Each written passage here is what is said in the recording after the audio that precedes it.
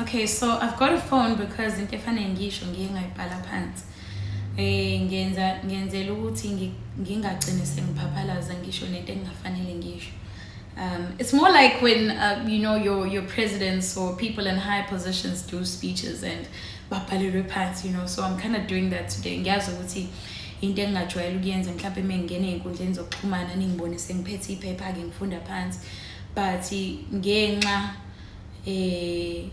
yalento engizoyisho bekubalekile ukuthi ngibhale phansi ukuze nami ngingagcine sengisho nezinto engafanele ngizisho. But so kancane ngizothi nje thasi, okay? But ngithi ake ngithathe leli thuba yazi ngiphefumule ngoba sekaningi amaphepha ebhala ngegama lami ukuthi ngilaxaza umsebenzi. Firstly, ngisho ukuthi kuyintatheli. I don't appreciate indlela publish indlela enisebenzise ngayo amagama angahlali kahle ukupublisha i-article ethi ayihlanganisa igama lami. Igama lokulaxaza nilisebenzisile nike nangibeka ngoba siyaso ukuthi yini ukulaxaza akusikhona nje ukushiya kahle. But ke nike nangibeka njengomuntu ongenawo ngiyabonga, umuntu onga-appreciate, umuntu nje othi nje like uyafokofisa yabo asenendawo. But then I understand you do anything to sell a story and it's part of your job. Your job is to not care about my feelings abantu. Your job is to get the story out first. So I understand the nature of your job, so yeah. So before I get to the actual story, but I also know again I'm a paper, I've done a lot of good, but izinto ezinhle akujwayele ukukhulunywa ngazo. Kuhamba lezi engathi zimbi noma engabekeka engathi zimbi. Kukaningi ngenza izinto ezinhle kodwa angakaze ngiyifice ephepheni. But then again I keep saying I understand it's the nature of your job. Yeah. So kuzoba nama pauses kancane because I need to collect myself. Okay, I come back. So to confirm the rumors, akhona manje ukuthi ngiyashiya emsebenzini. Yebo ngiyashiya. We in the radio industry every year, it's always time to renew contracts. So besekufika isikhathi sokuthi se renew ama contracts.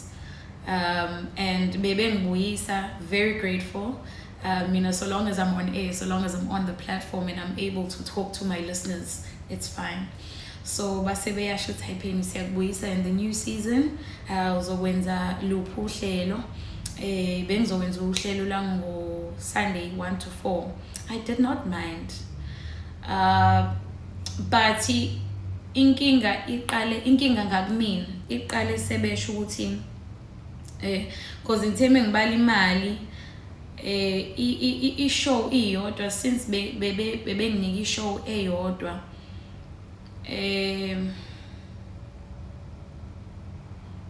since bebenginika i-show eyodwa bebezongikhokhela u711 rands per show. Okutheme ngithi ngiyabala ngaphuma nokuthi shooting ngizohola u2800 rands ngenyanga. Ngike ngazizwa ngidelelekile. Kodwa ngehlisa umoya ngabuyela kubona abaphathi ngoba angike ngingathanda ukwenza isinqumo uma sengibheke emuva ngithi what if ngazama ukukhuluma nabo. So ngase ngiyabuyela kubaphathi ngaphinde ngacela ukuthi ngizocela sibuye sibonane sikhulume ngale offer yami entsha ye season yalonyaka. Yeah, so my whole thing was I don't have a problem with the show, but bengicela ukuthi mesikhona isikhala mhlambe ningiphe enye show ezokwazi ukuthi nezelele kule mali engizoyihola ngoba eqinisweni nje sesikhuluma njengomuntu hayi njengomsakazi. Ikuphi la ngizothi mengikhipha khona i-payslip yami ngi-approve ngihola u2.8 ngenyanga? Yini engizokwazi ukuyithenga ngo2.8 inkosi yami njengoba ungena esitolo wenza igrosa i-1000 nje izinto eziwu3 eziwu4 yini engizoyenza ngo2.8 angisho ukuthi akondli umndeni wami but mina ekhaya babheke mina so ngacela kubona ukuthi imukhona omunye umsebenzi engingakunika wona oseceleni ngizocela ningiphe ukuze kuzokwazi ukuthi kunyuke le mali engiyiholayo. I think I got to a point where I had to ask abaphathi ukuthi bona ke mase sikhuluma iqiniso bangaphila ngo2,800 rands ngenyanga ngangicela lapha. So umphathi wami okuyena uline manager wami uAyanda Melansi okuyena ophethe abasakazi sithe mesikhuluma kwama negotiations waseyasho ukuthi Penny, I think you know you can check other things ongazenza kahle kahle be suggest ukuthi angibheke ezinye izinto engingazenza other than i-radio, other than being behind the mic, other than being on air. Wathi ngingabheka like khona izinto behind the scenes. Angisho kabi kodwa ke into ayiphefumulile ngalesa sikhathi ukuthi I should check other things engingazenza. Not for extra money. I think lapha bese khulumela the whole career yami as a radio presenter ukuthi awubheke ezinye izinto. Liyanta eshilo ike yangibulala ukuzethemba kwami ngokusakaza. Because indirectly it's like I'm being told that you're not good enough, try other things. Ukuthi sengihambe isikhathi eside ngokusakaza. Abantu ekade sikhula nabo kulezi zinto ze radio bayazi Nkosi yami ukuthi radio ngiyithanda kangakanani and yeah. Okay. So ngibese ngithatha isinqumo sokuthi ngibacele ukuthi ningabe nisayivuselela icontract yami kulonyaka. Angiyekanga ngoba mhlambe khona ongcono ngikutholile, angiyekanga ngoba ngithanda, angiyekanga ngoba khona amadlela ahlaza sengiwatholile, cha ngiyeke ngoba imali besengizonikwa yona binganele ukuthi ngingakwazi ukuthi ngiyiphilise. Also umuntu owazi mina Nkosi yami uyazi ukuthi ngikuthanda kanjani ukusakaza. Mina singathi sihamba dlala i-radio ngehlisa ingoma ngisakaza. And umuntu owazi mina uyazi ukuthi iGagasi ngilithanda kanjani, and it's one company ebengingayitshela ukuthi ngizofika la ngithi ngifuna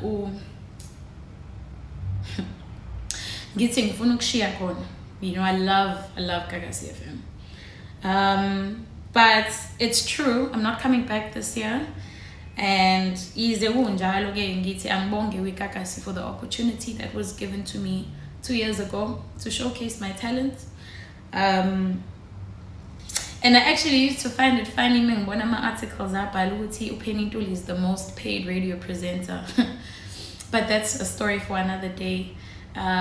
I also hope kubantu engiye ngibasize mhlambe ngemali bazobona ukuthi ngisuke ngisiza ngoba ngithatha iphaketheni lami nginayo ngaleso sikhathi, hayi ukuthi khona imali ephathekayo engiholayo.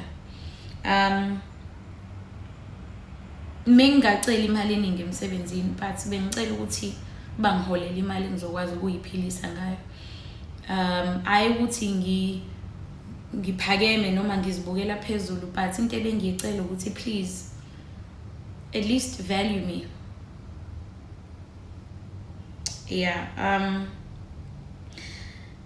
I had a long conversation nobhuti wami nomndeni. Sathi mesikhuluma before kuphuma ama-articles, sathi mesikhuluma wathi sis dadwethu ngicela uhambe futhi ungali ngoba mina ekhaya ngafundisa ukuthi isihlahla asinyelwe.